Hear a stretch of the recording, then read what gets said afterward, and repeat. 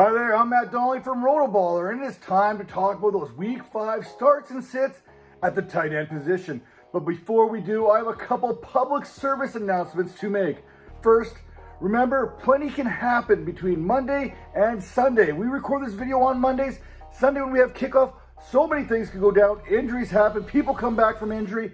But regardless of all that, make sure to check out the RotoBaller Discord channel, where experts from all over RotoBaller come together to help you with your starts and sit questions each and every day throughout the week. Second, we are officially at the point of the 2023 season where bye weeks are beginning to creep in, and 4 teams this week are on the bye. Those teams include the Cleveland Browns, the Los Angeles Chargers, the Seattle Seahawks, and the Tampa Bay Buccaneers, meaning you're going to be without Gerald Everett, David Njoku, Noah Fant if you were starting him in the first place, and Cade Otton. All those players are on byes.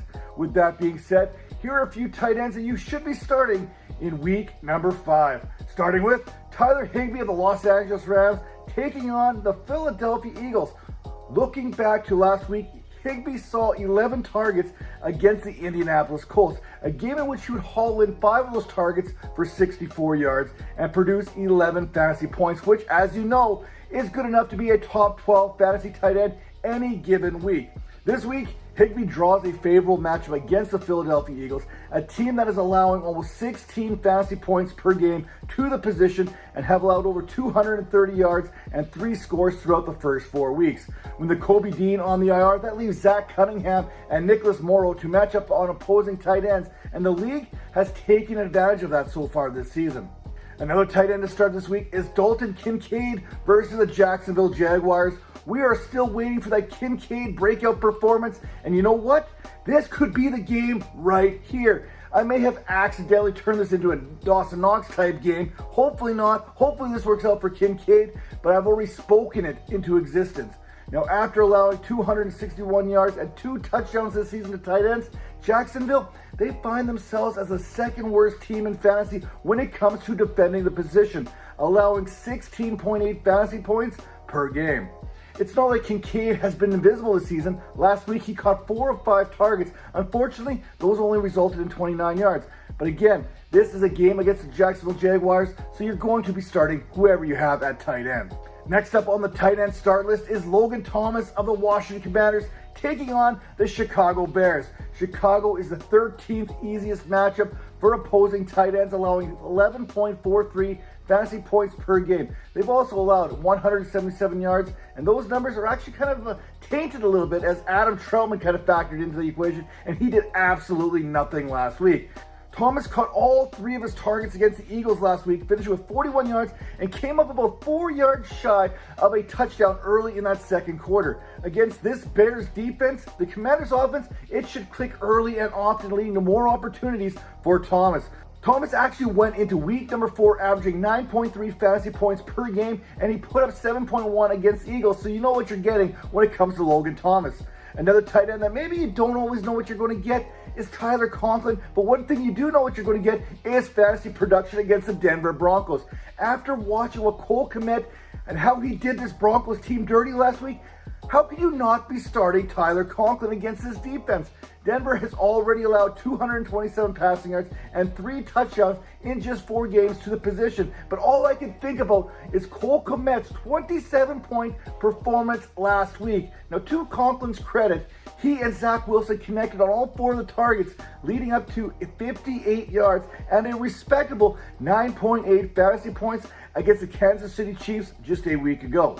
A tight end that you should be watching this week is Luke Musgrave versus the Raiders. This is another great start. However, Musgrave left last week's game against the Lions due to a concussion, and he's going to have to pass concussion protocol to be available for this game. Honorable mentions to Zach Ertz versus the Bengals and Dalton Schultz versus the Falcons, who each have nice matchups in their own right. Now, for players that you're going to sit, how about Kyle Pitts versus Desmond Ridder? Catchable balls matter in the National Football League, and if you're not going to get any, you're not going to score. It's really that simple.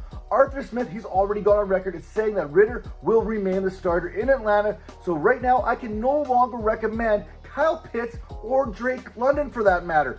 Pitts has played 47% of his snaps in the slot, 31% of his snaps out wide, so he's moving around, he's being used how he's supposed to be used, but that 50% catchable ball rate, that is not doing anybody any favors. There's also this other dude named Jonnu Smith who's actually outplaying Kyle Pitts. He has more receptions and yards than Pitts this season, is coming off a game in which he out-targeted him 6-4. Sit Kyle Pitts. Another tight end that you have to sit is Evan Ingram versus the Buffalo Bills. Now, I get it. His target share of 22% over the last 3 games is definitely appealing.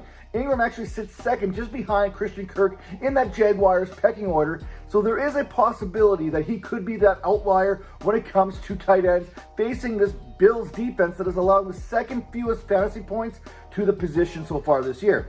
Buffalo, they've allowed 112 yards receiving, but zero touchdowns thus far, keeping that fantasy production down to 6.3 fantasy points per game. We have seen what Matt Milano means to this Bills defense. He's dropping in coverage, he's playing all over the field, so this is going to be the game inside the game. Evan Ingram versus the All-Pro Matt Milano.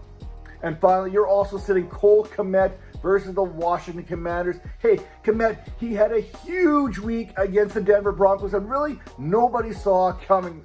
Put your hand down. There's no way that you saw that game coming. I mean, 7 passes, 87 yards, and a pair of touchdowns. That was not on anyone's docket for that to take place. Maybe this is more of a Denver Bronco problem than a Cole Kmet is good kind of thing, but 9 targets is a number I certainly like when it comes to the Bears pass catcher. As for the Commanders, this is a team that has been tough on tight ends this season, allowing a league low 5.33 fantasy points per game and having allowed just 83 yards in 4 games. I don't see how you can simply bench Kmet coming off a game in which he had, but I simply cannot trust him this week in what projects to be a difficult matchup. And in this tight end economy, you have to play the matchups game by game, week by week. Now, when we're talking about possible sits here as well, of note, Pat Freiermuth, who exited last week's game there with a hamstring injury, and Jawan Johnson, who has a calf. Again, these players both left their respective games due to injury.